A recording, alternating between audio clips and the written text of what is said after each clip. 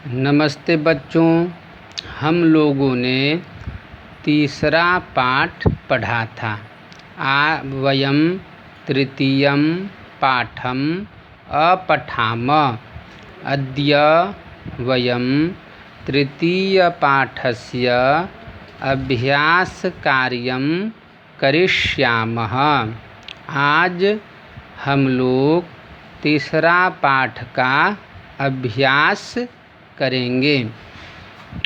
तृतीयपाठस्य प्रथमः प्रश्नः अस्ति। प्रथमप्रश्नस्य 6 प्रश्नाः आगताः। पहला प्रश्न के अंतर्गत 6 प्रश्न है। एतानि कथनानि शुद्धानि अशुद्धानि वा वदन्तु लिखन्तु च। नीचे जो कथन दिए हुए हैं, ये कथन शुद्ध सही, शुद्धानि सही अथवा अशुद्धानि गलत है। शुद्धम अथवा अशुद्धम इन 2 शब्दों के द्वारा देना है। जैसे चत्वारि मित्राणि, चत्वारि प्रियमित्राणि वने वसन्ति। 4 अच्छे दोस्त वने जंगल में रहते थे। यह वाक्य सही है या गलत? यह वाक्य सही है। 4 अच्छे दोस्त जंगल में रहते थे, अतः इसका उत्तर पद होगा शुद्धम।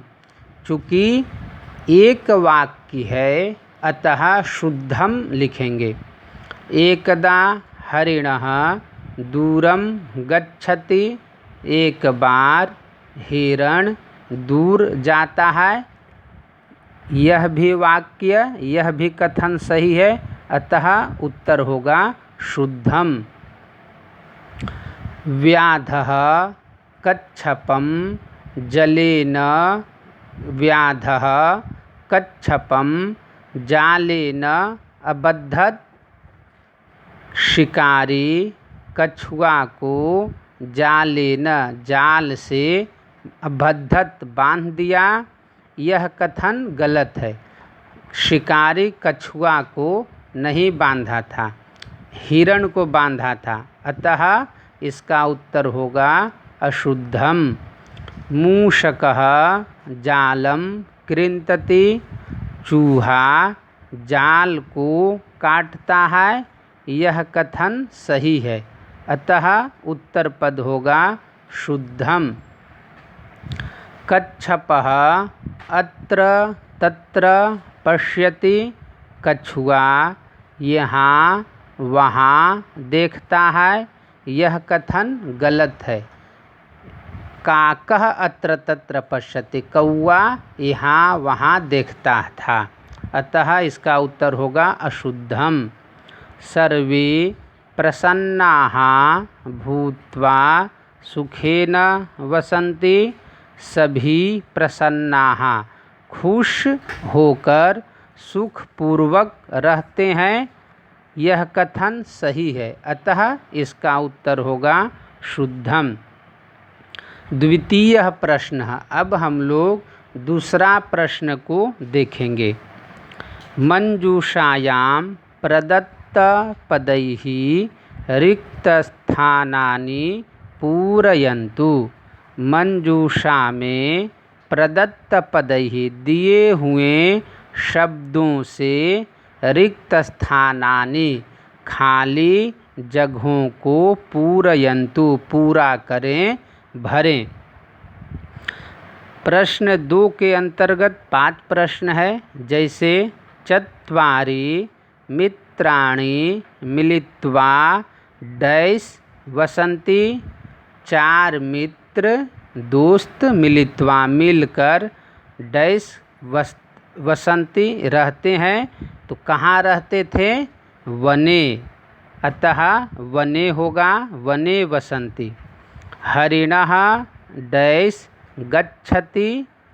हिरण जाता है, कहाँ जाता है? दूरम। अतः इसका उत्तर होगा हरिणः दूरम गच्छति। ते परस्परम डैश कुर्वन्ति। ते वे सब परस्परम आपस में क्या करते हैं? वार्तालापम। अतः इसका उत्तर होगा ते परस्परम वार्तालापम कुर्वन्ति। डैश हरिणम पश्यति। हिरण को देखता है। कौन देखता है हिरण को? काकः। अतः काकः हरिणम पश्यति। काकः होगा। 5वां डैश मुक्तः अभवत्। मुक्तः स्वतंत्र होता है, छूट जाता है। कौन छूट गया? स्वतंत्र हुआ? हरिणः। अतः इसका उत्तर होगा हरिणः मुक्तः अभवत्। पुनः तीसरा प्रश्न। उचितं विपरीतं पदं चित्वा लिखन्तु। उचित विपरीत उल्टा शब्द को चुनकर लिखें। जैसे दूरम। दूरम शब्द का उल्टा क्या होगा? समीपम। क्या होगा? समीपम। दूसरा सायंकालः। सायंकालः इस शब्द का उल्टा विपरीत शब्द क्या होगा? प्रातःकालः। प्रसन्नाः खुश। इसका उल्टा क्या होगा? खिन्नाः। सुखेन सुख से, सुख से सुखपूर्वक। तो सुखेन इसका उल्टा होगा दुखेन। मुक्तः। मुक्तः स्वतंत्र, छूटा। उल्टा क्या होगा? बद्धः।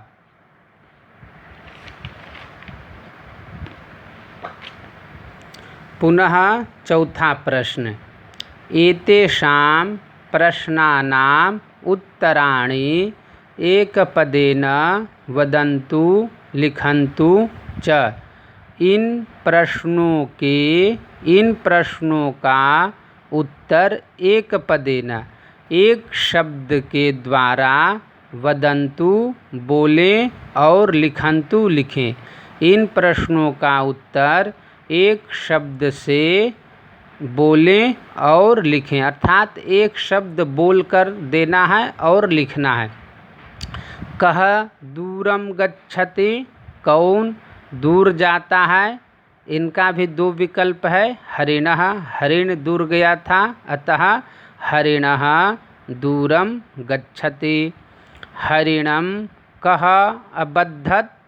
हिरण को किसने बांधा था? व्याधः शिकारी ने बांधा था, अतः हरिणम व्याधः अबद्धत। संकटे कः आसीत्। संकट में, दुख में कौन था? तो हरिण था, अतः उत्तर होगा हरिणः। हरिणः संकटे हरिणः आसीत्। जालम कः अकृन्तत। जाल को किसने अकृन्तत काटा? जाल को किसने काटा था? मूषकः चूहा ने काटा था, अतः होगा जालम मूषकः अकृन्तत। के प्रसन्नाः अभवन्। कौन खुश हुए? चत्वारि मित्राणि। उसके सभी मित्र आपस में खुश हुए। चत्वारि मित्राणि। चत्वारि मित्राणि प्रसन्नाः अभवन्। पुनः 5वां प्रश्न। एतेषां प्रश्नानाम् उत्तराणि पूर्णवाक्येन वदन्तु लिखन्तु च।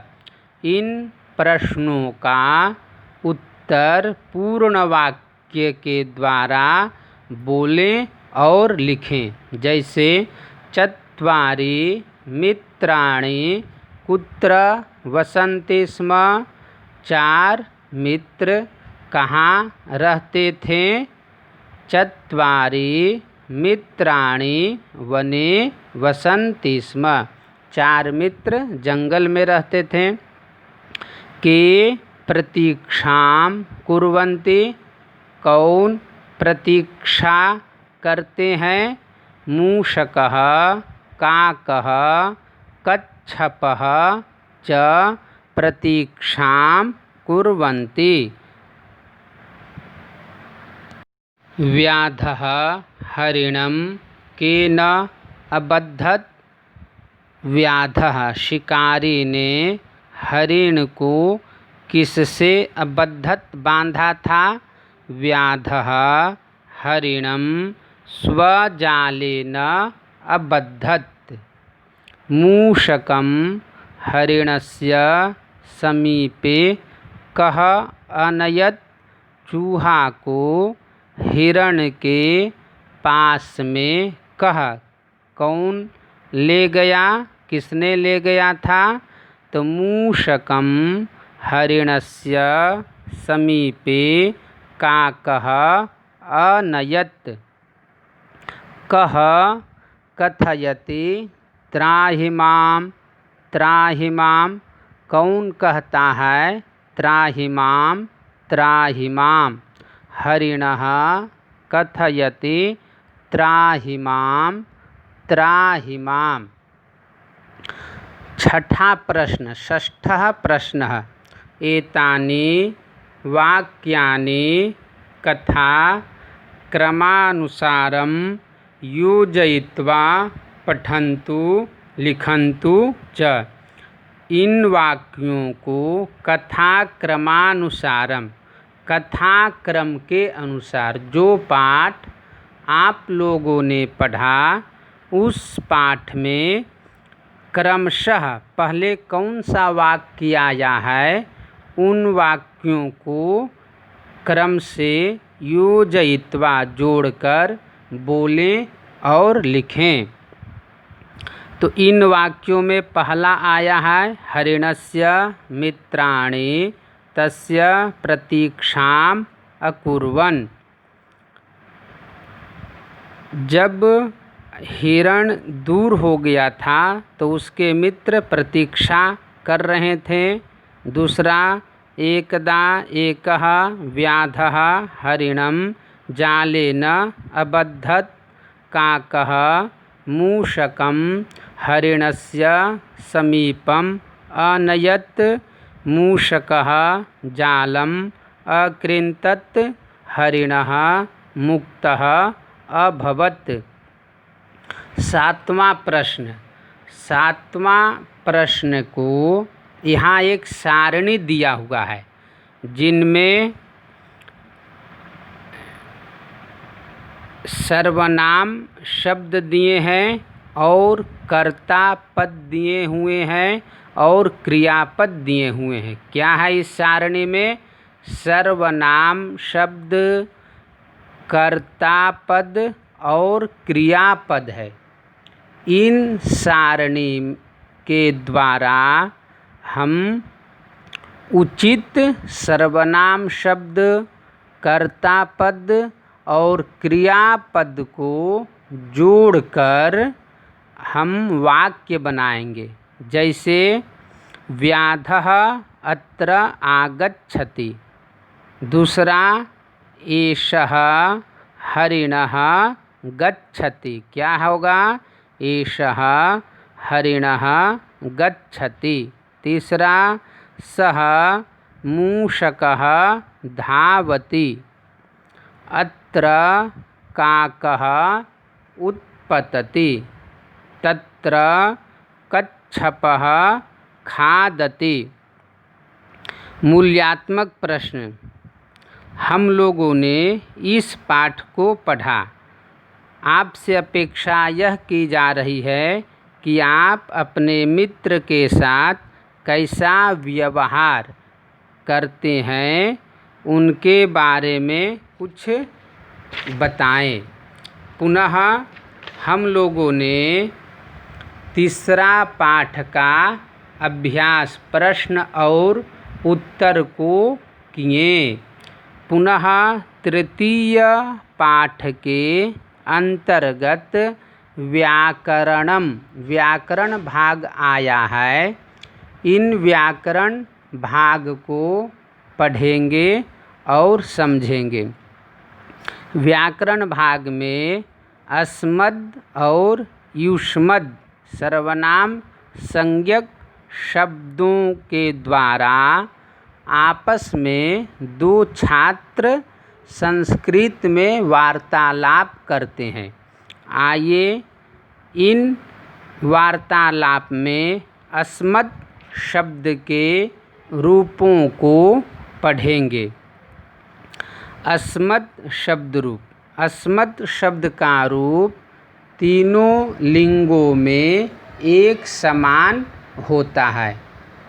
लिंग भिन्नता नहीं होती है, अतः तीनों लिंगों में एक समान होता है। जैसे प्रथमा विभक्ति शब्द रूप अस्मद्। प्रथमा विभक्ति ही अहम, आवाम, वयम। द्वितीया विभक्ति ही माम, आवाम, अस्मान्। तृतीया विभक्ति ही मया, आवाभ्याम, अस्माभिः।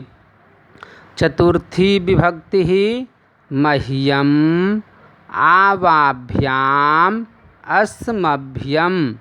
पंचमी विभक्ति ही मत्, आवाभ्याम, अस्मत्। षष्ठी विभक्ति ही मम, आवयोः, अस्माकं। सप्तमी मयि, आवयोः, अस्मासु। पुनः युष्मत् शब्द रूप।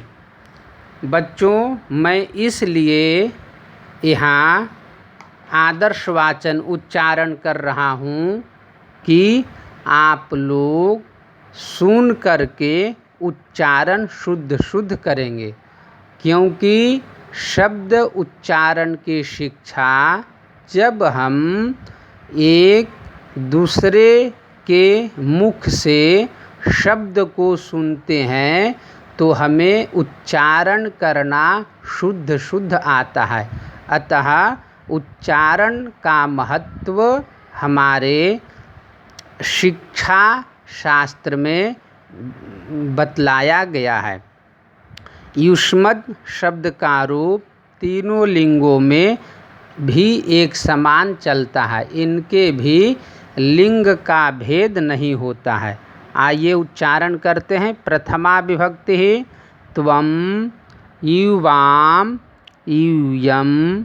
द्वितीया त्वां, युवां, युष्मान्। तृतीया त्वया, युवाभ्यां, युष्माभिः। चतुर्थी तुभ्यं, युवाभ्यां, युष्मभ्यं। पंचमी त्वत्, युवाभ्यां, युष्मत्। षष्ठी तव, युवयोः, युष्माकं। यहाँ प्रायः बच्चे तब बोलते हैं, परंतु यह उच्चारण अशुद्ध होगा, गलत होगा। संस्कृत में तव उच्चारण होना चाहिए। षष्ठी तव, युवयोः, युष्माकं। सप्तमी त्वयि, युवयोः, युष्मासु।